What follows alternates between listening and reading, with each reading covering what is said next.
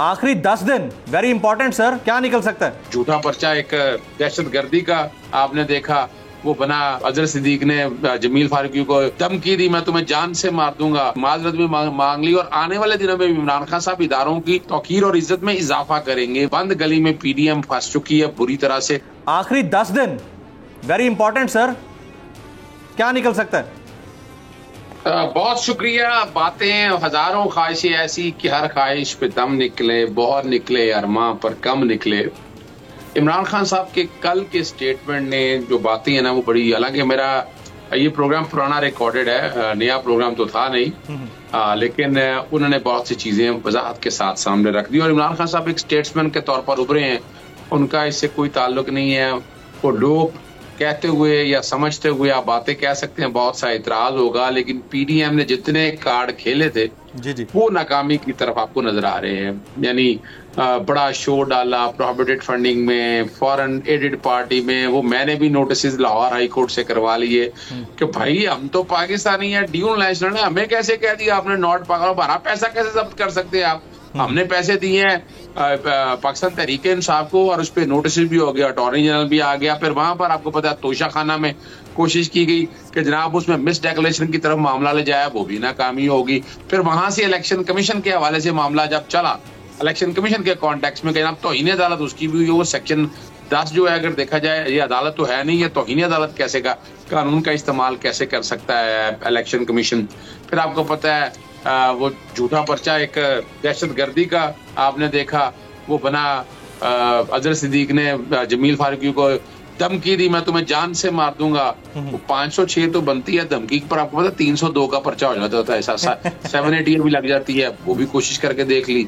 अदालत में मामला गया नैब अपना तौहीन अदालत में, तौहीन अदालत भी नहीं बनती भारत। वो सारे मामले आपके सामने आगे, माजरत भी मांग ली। और आने वाले दिनों में इमरान खान साहब इदारों की तौकीर और इज्जत में इजाफा करेंगे। वो इदारों के सामने सबमिसिव रहना चाहते हैं, इदारों से आगे बड़ा कोई नहीं है, इदारे बड़े हैं। और अब जो आके ना कुछ समझ नहीं आ रही है, बंद गली में पीडीएम फंस चुकी है बुरी तरह से।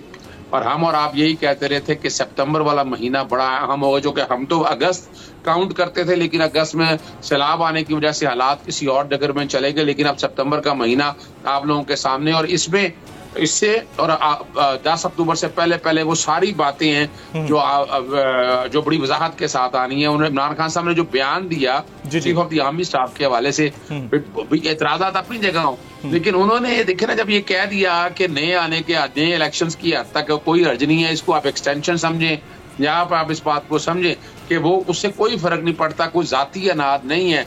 ये बात भी जरा वजाहत के साथ सामने आ गई, जो इस बयान को तोड़ मरोड़ के बयान कर रहे थे। अब उनके पास खेलने के लिए कुछ नहीं है। जमील फारूकी साहब अब क्या खेलेंगे? आप गुल्ली डंडा खेलना चाहें या कबड्डी शबड्डी खेलना चाहें, वो ग्राउंड में आके वो अच्छा है, व्हाई नॉट? वो कोई अच्छी बात हेल्थी एक्टिविटी है। नहीं तो किसी बर्फानी इलाके में चलते हैं, आइस स्केटिंग का बड़ा मजा आएगा और आप एंजॉय करेंगे। अब उनके पास रह कुछ नहीं गया माँ सिवाय बंदों को नवाजने के। आज आपने देखे ना, कोई 9 के करीब स्पेशल असिस्टेंट लगा लिए, हद होती है किसी बात की। बाप का पैसा है, जिसको मर्जी उठाएं जाकर ओहदे दे दें आप। और हाल क्या है, नतीजा आप लोगों के सामने है। मुझे बता दें, क्या महंगाई कंट्रोल हो गई? नहीं हुई, डॉलर नहीं हुई, वही इन्फ्लेशन तो कई गुना बढ़ गया है। बोल किसी के भी दबाव में आकर अपने फैमिली मेंबर्स को अलहदा नहीं करेगा। बोल हमेशा आवाम की आवाज बनता रहेगा और आवाम के मसाइल दिखाता रहेगा। बोल की आवाम से खुसूसी दुआओं और साथ देने की अपील। सबसे ज्यादा व्यूज, सबसे ज्यादा रील्स और सबसे ज्यादा रेटिंग के साथ बोल अब भी नंबर 1 पोजीशन पर बरकरार। सब्सक्राइब करें और बेल दबाएं ताकि कोई खबर रह न जाए।